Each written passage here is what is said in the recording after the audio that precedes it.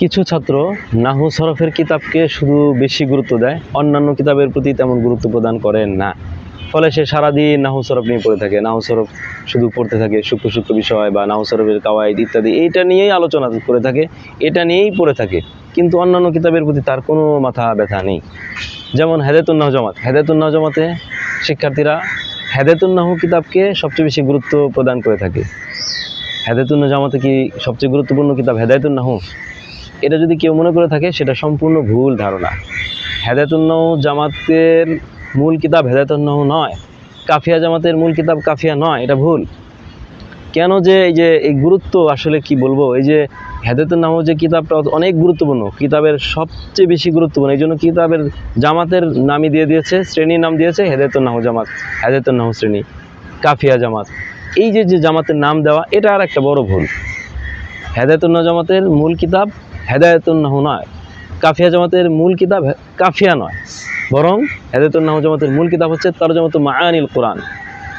খুবই আফসোস এবং দুঃখের বিষয় হচ্ছে যে হেদায়াতুন নাহু জামাতে যে তরজমাতুল কোরআন, এটাকে সবচেয়ে অবহেলিত, সবচেয়ে অগুরুত্বের সাথে তরজমাতুল কোরআনকে পড়ানো হয়। তার সবচেয়ে বড় দলিল হচ্ছে যে যিনি হেদায়াতুন নাহু পড়ান তিনি হচ্ছেন মাদ্রাসার সবচেয়ে বড় আলেম, সবচেয়ে বড় উস্তাদকে দেন, দক্ষ উস্তাদকে।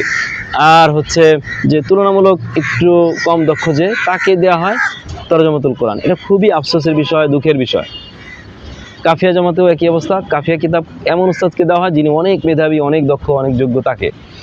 এবং মানুষের কাছে এটাই প্রচলিত হয়ে গেছে যে কাফিয়া হচ্ছে সবচেয়ে গুরুত্বপূর্ণ কিতাব, এই জন্য বড় দক্ষ উস্তাদকে দেওয়া হয়। আর হচ্ছে তরজমাতুল কোরআন দেয় ওই কোনো একজন মোটামুটি একটু কম দক্ষ, তাকে তরজমাতুল কোরআন দেওয়া হয়। আপনারা যারা আমার ভিডিও দেখছেন তারা মন খারাপ করবেন না, তাদের প্রতি আমি আফওয়ান, খুব দুঃখিত, দুঃখের সাথে বলতে হচ্ছে, এটাই বাস্তবতা। কিন্তু এটা আসলে কাম্য নয়।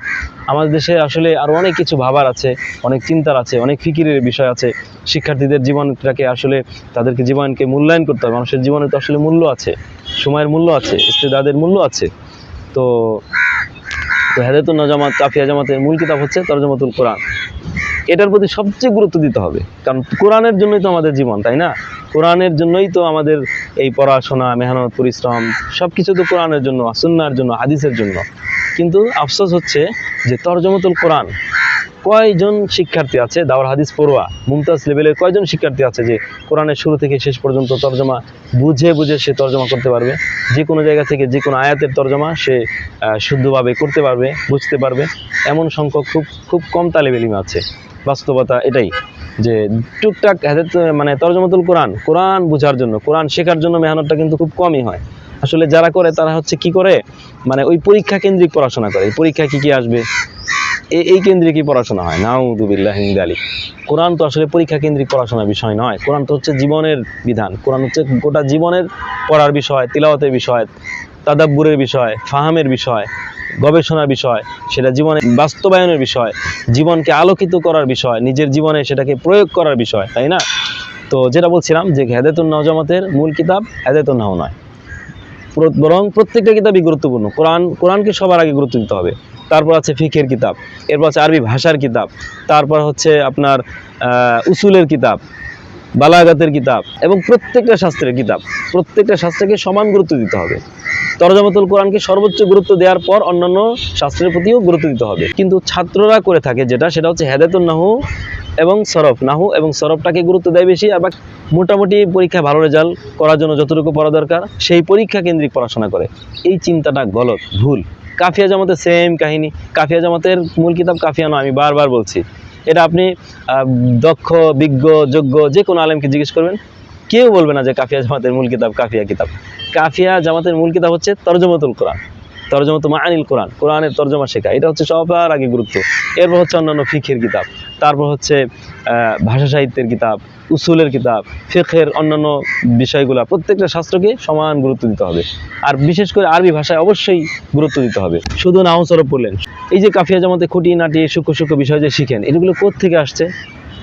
আল্লামা ইবনে হাজার রহমতুল্লাহ আলাইহি কাফিয়া কিতাব এই জন্যই লিখেছেন যে খুঁটিনাটি প্রশ্ন করবে, উত্তর দিবে, প্রশ্ন করবে, উত্তর দিবে, ছোট ছোট বিসমিল্লাহ কেন আনলেন, এটা কেন আনলেন না, এগুলোর জন্য কাফিয়ার মুসান্নিফ রাহিমাহুল্লাহ এটা জীবনও লেখেননি। তিনি যদি আজকে বাঁচা থাকতেন তাহলে তিনি কি কি যে করতেন, কি কি আর বলবো। তো এটা হচ্ছে আসলে যে সূক্ষ্ম সূক্ষ্ম বিষয়ের পিছনে বেশি গুরুত্ব দেওয়া, অন্য কোরআনের প্রতি গুরুত্ব না দেওয়া, অন্যান্য সাবজেক্টের প্রতি, অন্যান্য বিষয়ের প্রতি গুরুত্ব না দেওয়া, এটা হচ্ছে পৃথিবীর সবচেয়ে বড় ভুল। আপনি প্রত্যেকটা শাস্ত্রকে সমানভাবে পড়েন। যেই সময় আপনি খুঁটিনাটি হাবিজাবি বিষয়ে গুরুত্ব দেন, ওই সময় আপনি কোরআন পড়ুন, কোরআনে তাফসীর পড়ুন, তাদাব্বুর করেন এবং আরবি ভাষার কিতাব পড়েন, অন্যান্য ফিকের কিতাব পড়েন, প্রচুর পরিমাণ আপনি ফান্নি কিতাবগুলো পড়েন, এটা ফায়দা হবে। কিন্তু পোলাপান করে কি, কাফিয়া জমাতে উঠছে, শুধু কাফিয়া নিয়ে পড়ে আছে। কাফিয়ার কতটা সরা মোতালা করা যায়, 10টা 15টা 20টা সরা সে কাফিয়ার সরা পড়বে এবং সে আত্মতুষ্ট কানে আসে যে আমি কাফিয়ার এতগুলো সরা পড়েছি, আমি কাফিয়ার এই এত কিছু মুখস্থ করেছি, এতগুলো নোট করেছি, সুবহানাল্লাহ। তো এটা হচ্ছে আসলে আত্মতুষ্টির বিষয় না, এটা হচ্ছে নিজেকে আমরা আসলে না বোঝার কারণে নিজের জিন্দিগিকে, নিজের জীবনকে নষ্ট করছি, নিজের জীবনের সময়কে আমরা কিন্তু নষ্ট করছি।